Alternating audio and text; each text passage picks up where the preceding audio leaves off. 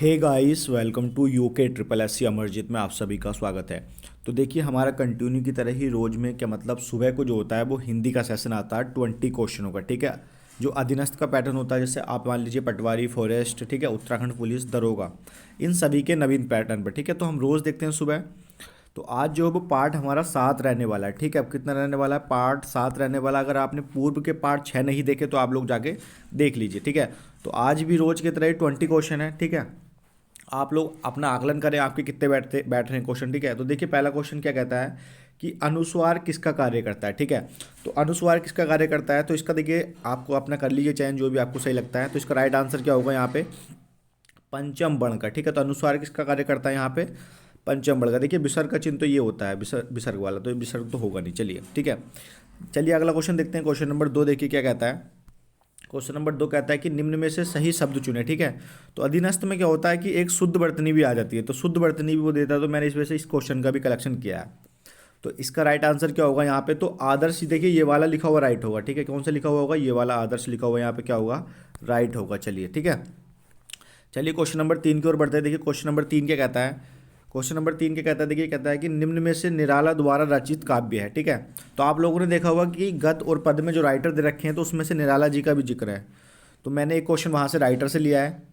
तो इसका right answer क्या होगा? निराला द्वारा रचित काव्य है क्या? अनामिका। ठीक है, क्या होगा यहाँ पे? अनामिका। चलिए क्वेश्चन नंबर 4 की ओर बढ़ते हैं। देखिए क्या कहता है।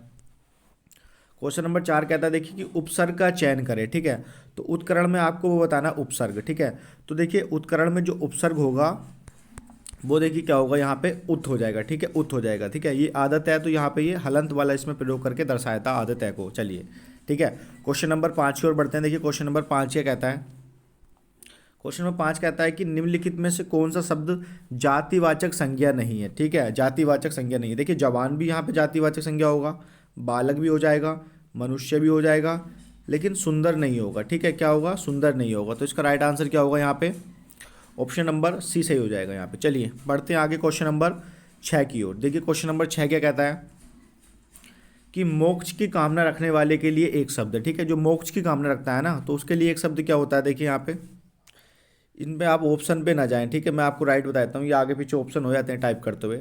तो इसका राइट आंसर क्या होगा? मोक्ष की इच्छा रखने वाले के लिए एक शब्द है मुमुक्षु। ठीक है, क्या होगा यहाँ पे? मुमुक्षु होगा, जो मोक्ष की इच्छा रखता है। ठीक है, चलिए आगे बढ़िए क्वेश्चन नंबर 7 की ओर। देखिए क्वेश्चन नंबर 7 क्या कहता है। देखिए क्वेश्चन नंबर 7 कहता है कि शुद्ध वाक्य चुनिए। ठीक है, पहला ऑप्शन कहता है देखिए वह विस्मयोदक विस्मयादि चिन्ह कितना सुंदर दृश्य है। इसके बाद वह कितना सुंदर दृश्य है। इसके बाद वह कितना सुंदर दृश्य है, वह कितना सुंदर दृश्य। अब देखिए इसमें है क्या? इसमें जो है वो चिन्हों का प्रयोग अलग अलग करके बस कर दिया गया है, बाकी एक ही वाक्य है। तो इसका राइट आंसर क्या होगा? वह कितना सुंदर दृश्य है। ठीक है, तो इसमें जो विस्मयादि का चिन्ह हो रहा है ना, तो वो राइट होगा। ठीक है, तो वह मतलब एकदम से मतलब आश्चर्यचकित वाली बात हो रही है यहाँ पे। चलिए आगे बढ़ते हैं। क्वेश्चन नंबर 8 देखिए क्या कहता है कि भारत में सर्वाधिक खड़ी बोली भाषा कौन सी है। ठीक है, तो भारत में सर्वाधिक खड़ी बोली भाषा कौन सी है? तो इसका राइट आंसर क्या होगा यहाँ पे? हिंदी। ठीक है, हिंदी जो वो भारत में सर्वाधिक खड़ी बोली भाषा है। चलिए अगला क्वेश्चन देखिए, क्वेश्चन नंबर 9। क्वेश्चन नंबर 9 कहता है कि आंखों में गड़ना मुहावरे का अर्थ क्या है। ठीक है, तो आंखों में गड़ना कहते हैं ना, आंखों में गड़ रहा भाई बोलते हैं हम बोलचाल में। ठीक है, आम बोलचाल में। तो इसका राइट आंसर क्या होगा यहाँ पे? मन में खटकना। ठीक है, क्या होगा यहाँ पे? मन में खटकना। अगर आप लोग चैनल पर नए हैं, अगर यहाँ तक आप लोग वीडियो देख रहे हैं तो चैनल को आप लोग सब्सक्राइब कर लीजिए। ठीक है, चलिए रोज़ आपको वीडियो मिलेगी और इवनिंग में आपको उत्तराखंड की वीडियो मिलती है। चलिए इसके अलावा क्वेश्चन नंबर 10 पे हम आ गए। देखिए 10 क्या कहता है कि इनमें से अश्लील शब्द का विलोम क्या होगा? अश्लील शब्द का। ठीक है, तो अश्लील शब्द का जो विलोम होगा यहाँ पे, तो इसका होगा क्या राइट आंसर यहाँ पे? सलील। ठीक है, अश्लील का क्या होगा यहाँ पे? सलील यहाँ पे राइट आंसर हो जाएगा। चलिए चलिए अगला देखिए, क्वेश्चन नंबर 11 देखिए क्या कहता है कि शशांक। ठीक है, एक होता है शशांक। ठीक है, जो शशांक होता है वो अलग है, और ये किसका? ये है शशांक। ठीक है, तो याद रखेंगे दोनों में अंतर, कभी आप लोग सोचें। तो शशांक किसका पर्यायवाची है? ठीक है, तो शशांक किसका पर्यायवाची होगा यहाँ पे? तो ये होगा राइट आंसर यहाँ पे किसका? खरगोश का पर्यायवाची होता है क्या? शशांक। चलिए क्वेश्चन नंबर 12 की ओर बढ़ते हैं। क्वेश्चन नंबर 12 देखिए क्या कहता है कि कभी नाव गाड़ी पर कभी गाड़ी नाव पर। ठीक है, देखिए सुनिए, कभी नाव गाड़ी पर कभी गाड़ी नाव पर लोकोक्ति का सही आशय क्या है? ठीक है, तो इसका सही आशय क्या होगा?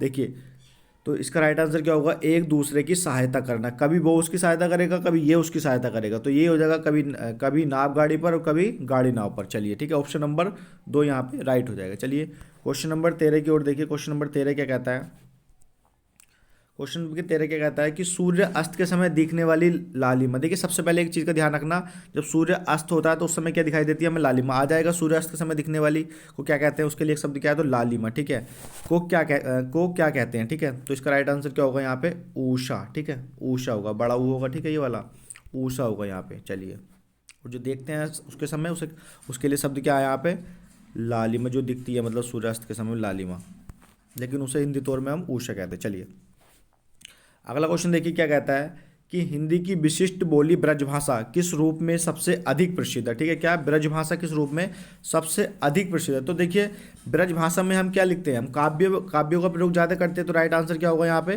काव्य भाषा। ठीक है, चलिए क्वेश्चन नंबर 15 की ओर बढ़ते हैं। चलिए देखिए क्वेश्चन नंबर 15 क्या कहता है, क्वेश्चन नंबर 15 को समझिए आप लोग। कहता है कि हिंदी भाषा की बोलियों के वर्गीकरण के आधार पर छत्तीसगढ़ी बोली है। ठीक है, तो छत्तीसगढ़ी बोली जो है कहने का मतलब है, ठीक है, तो इसका राइट आंसर क्या होगा यहाँ पे, पूर्वी हिंदी के अंतर्गत आती है। ठीक है, क्या छत्तीसगढ़ी, मैंने बता रखा है आपको, अगर आपने पूर्व की वीडियो नहीं देखी तो आप लोग जाकर देख लीजिए, उसमें बता रखा है। ठीक है, तो किस में आएगी छत्तीसगढ़ी यहाँ पे, तो आ जाती है पूर्वी हिंदी की तरफ। चलिए अगला देखिए क्वेश्चन नंबर 16 क्या कहता है। क्वेश्चन नंबर 16 कहता है कि निम्नलिखित में से कौन सी पश्चिमी हिंदी की बोली नहीं है, यहाँ पे बताना है। ठीक है, तो देखिए बुंदेली भी होगी, ब्रज भी होगी, कन्नौजी भी होगी और बघेली यहाँ पे नहीं होगी। तो बघेली किसके अंदर आएगी, तो बघेली आएगी पश्चिमी हिंदी के अंदर, पूर्वी हिंदी के अंदर। ठीक है, किसके अंदर आएगी, पूर्वी हिंदी के अंदर। चलिए अगला क्वेश्चन देखिए, क्वेश्चन नंबर 17 क्या कहता है। क्वेश्चन नंबर 17 कहता है कि भारतीय संविधान के किन अनुच्छेदों में राजभाषा संबंधी प्रावधानों का उल्लेख है। ठीक है, तो किस में है देखिए, तो इसका राइट आंसर क्या होगा, 343 से लेकर 351 तक। ठीक है, 343 से लेकर 300, देखिए 343 से लेकर 351 तक जितने भी अनुच्छेद हमारे यहाँ पे आएंगे सब क्या नाम है, राजभाषा संबंधित है। ठीक है, और 351 में देखेंगे तो हिंदी के विकास के तत्वों का वर्णन किया गया है। ठीक है, क्या गया, हिंदी के विकास के तत्वों का यहाँ पे वर्णन किया गया। चलिए क्वेश्चन नंबर 18 देखिए। क्वेश्चन नंबर 18 क्या कहता है कि दक्षिण भारत में हिंदी प्रचार सभा का मुख्यालय कहाँ पर स्थित है। ठीक है, तो दक्षिण भारत में हिंदी प्रचार सभा का मुख्यालय कहाँ पे है, तो इसका राइट आंसर क्या होगा यहाँ पे, चेन्नई में। अगर चेन्नई में ऑप्शन ना मिले तो हो सकता है आपको वो मद्रास भी दे दे। ठीक है, क्योंकि मद्रास भी इसी का प्राचीन नाम था। ठीक है, चेन्नई का। चलिए क्वेश्चन नंबर 19 की ओर बढ़ते। क्वेश्चन नंबर 19 क्या कहता है देखिए। क्वेश्चन नंबर 19 कहता है कि हिंदी भाषा के विकास का सही अनुक्रम कौन सा है। ठीक है, तो ये 4 ऑप्शन दे रखे, पहला, दूसरा, तीसरा, चौथा। आप नज़र घुमा लीजिए इस पर। तो इसका राइट आंसर क्या होगा, ऑप्शन नंबर पहला। देखिए पहले आई पाली, फिर प्राकृत, फिर अपभ्रंश, अब्बट आई, लेकिन अब्बट इन्होंने छोड़ दी, तो हम इन्हें रखेंगे याद, पाली, प्राकृत, अपभ्रंश और उसके बाद क्या आ गई यहाँ पे, हिंदी। चलिए तो राइट आंसर क्या होगा, ऑप्शन नंबर ए। चलिए इसके बाद क्वेश्चन नंबर 20 पे देख लेते हैं।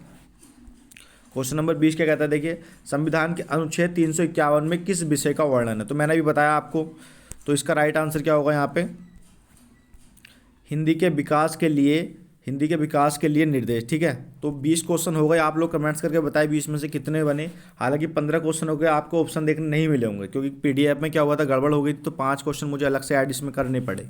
ठीक है, क्योंकि मैंने वादा किया था, मैंने डाल दिया था उसका।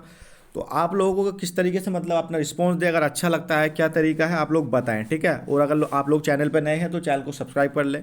अगर आपके बड़े भाई बहन अगर आप तैयारी कर रहे हो तो आप उन्हें शेयर कर सकते हैं वीडियो। ठीक है, बाकी मिलते हैं आपको इवनिंग में उत्तराखंड का सेशन लेके। ठीक है, जब तक के लिए हंसते रहिए, मुस्कुराते रहिए और देखते रहिए क्या, UKSSC अमरजीत। चलिए ठीक है, UKSSC अमरजीत। चलिए धन्यवाद।